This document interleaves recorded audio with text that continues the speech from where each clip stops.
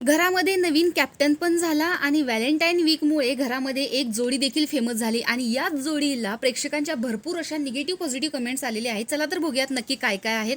पहिली कमेंटच आहे, कावळ्याच्या तोंडात पुरी. दुसरी कमेंट आहे, करण आणि प्राजक्ताचा लव्ह अँगल सुरू केला म्हणजे आयुष या आठवड्यात नक्कीच इविक्ट होणार. हे जरा अति होतंय असं नाही का वाटत? मला कसं तरी वाटतं या दोघांना बघून.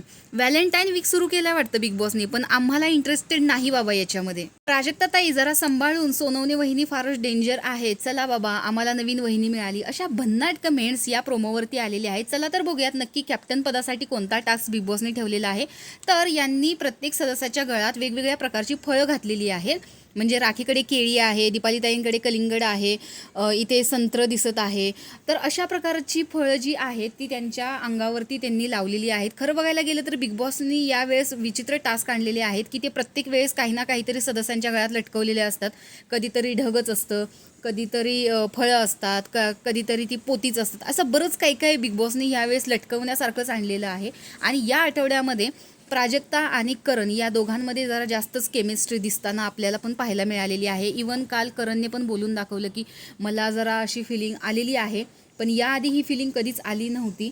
तर आता प्राजक्ताकडे 2 ऑप्शन आहेत. हे सुद्धा प्रेक्षकांचंच म्हणणं आहे की रितेशनं पण तिला ऑफर दिलेली आहे आणि करण तर तिच्या पाठीच आहे. त्यामुळे आता प्राजक्ताकडे 2 ऑप्शन आहेत की तिने कुठला ऑप्शन चूज करावा.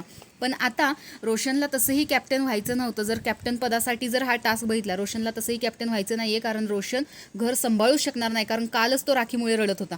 तर आता अनुश्री ही घराची कॅप्टन झालेली आहे हा टास्क जिंकून, आणि यांच्यामध्ये हा लव्ह अँगल दाखवलेला आहे.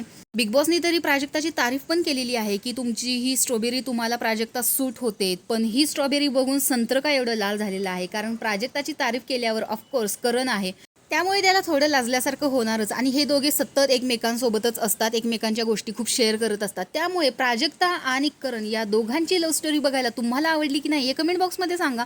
आणि अशाच बिग बॉसच्या नवनवीन अपडेट्स पाहण्यासाठी आपल्या चॅनलला सबस्क्राईब करा. आणि हो, रिव्ह्यू तर खूप छान असतात आपल्या चॅनलचे, त्यामुळे नक्की सबस्क्राईब करा. तोपर्यंत बाय.